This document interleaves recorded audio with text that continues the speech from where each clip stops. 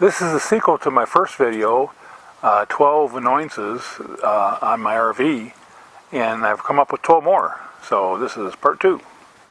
Annoyance number 1.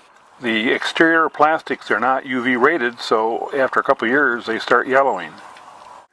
Annoyance number 2. The shower is elevated from the floor, and this becomes a trip hazard, especially if you're trying to exit the shower with wet feet and you may slip.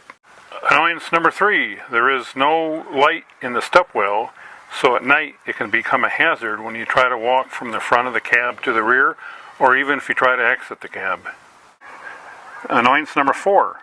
This plastic flange is for the furnace, and the knuckleheads at the factory just broke the flange in multiple places around here because they over-torqued it with their air-powered screwdrivers. And so what I've had to do is every spot you see here it's got a little bit of white is where I've actually had to re-glue it to try to glue it back together. Annoyance number 5. About every 3 months this handle falls off. It's just because it's plastic in here and you can't put anything like Loctite in there because it'll probably damage the threads. So I usually keep a 3/32 Allen wrench on board just so that I can put this back on about every 3 months after it falls off. And annoyance number 6, these taillights leak. Annoyance number 7, this switch don't have no function. Why did they put it in there? You see the other 2 switches that have no function, they put blanks in, but they didn't put a blank in there. It just makes it a little bit more difficult to figure out how to use this thing.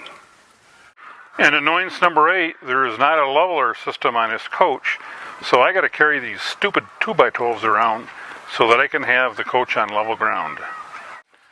Annoyance number 9, there is no stepladder for the overhead bunk. You basically have to step on the top of the cushion, and how long is that going to last? Annoyance number 10, there is no airflow, heat or otherwise, that comes out of this front register. It's only a 1-inch tube, flexible, which means that it's not very good to begin with, and it snakes about 20 feet and makes at least 3 90-degree angles. Well, there's no way that that's even going to work. Annoyance number 11. While the stove has a piezo starter to light the burners, the oven does not. You have to use a match to light the oven. And annoyance number 12. You cannot access these valve stems for these tires without taking the dang hubcaps off.